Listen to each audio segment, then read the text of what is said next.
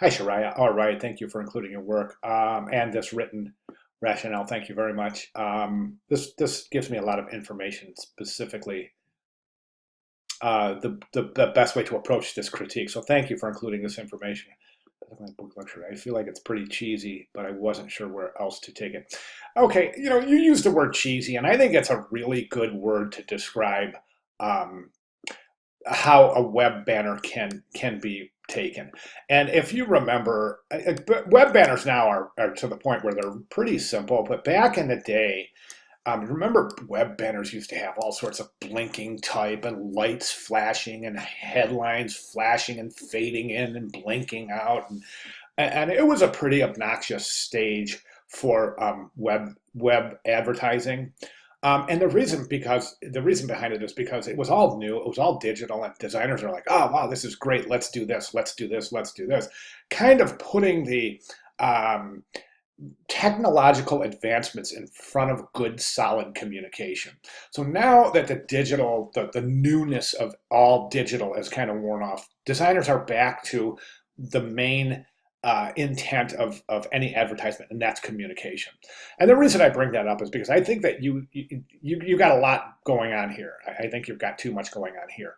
Um, there's a few things that are happening here that are not required, or actually some things that are required that are not present. The main thing is the only thing that's supposed to be animated is the call to action. Just that there is no call to action here. As a matter of fact, there is no this is an informational ad. It is not a promotional ad. Remember, this is a promotional campaign, so you need to include your call to action in here, and that needs to be animated. As far as what we have right here, you've got escape reality. Now, don't forget our typeface requirements. Arial bold, Arial for headlines, Arial bold italic for subheads, and Arial for body copy. This is not in the Arial family, so that has to be replaced. Paradise, I would leave that static. Don't animate that. It's not recommended. B, it's only required to animate the call to action type. So again, my recommendations are to keep Paradise static. Develop your call to action, your actual promotional offer from the magazine ad, and give that type as well. Um, you can open up this area right here for type by taking your escape to reality once you change it to Arial.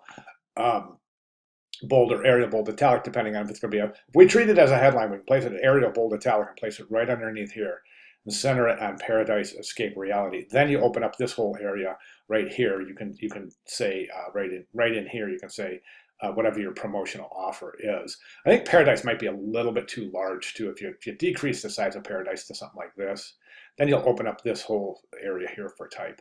But again, and finally, include your location, not the whole contact information, just the location. Located in beautiful St. Thomas, U.S. Virgin Islands, or something like that. That helps. I mean, that might even induce people to click the banner. So you definitely want to include that. You've got the masked image. You stated that the turtle is a masked image. So the only other recommendation is. Let me see. Yeah, that should do it. Location, animate your call to action, get this escape reality tucked in as a subhead under your Paradise, reduce the size of Paradise, maybe even think of duplicating one of these very, very light blues and placing it on the entire background. The white is pretty stark.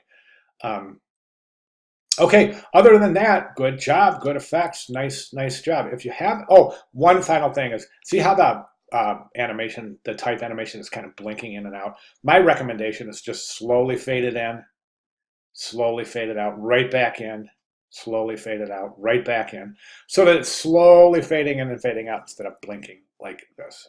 It'll preserve more of a relaxed um, atmosphere for the banner ad. All right, so good job. If you have any questions at all, please let me know. I'd like to see those changes reflected in your final submission for the campaign, and that is due coming up very quickly here in week 7. All right, if you have any questions at all, please let me know. Thank you very much.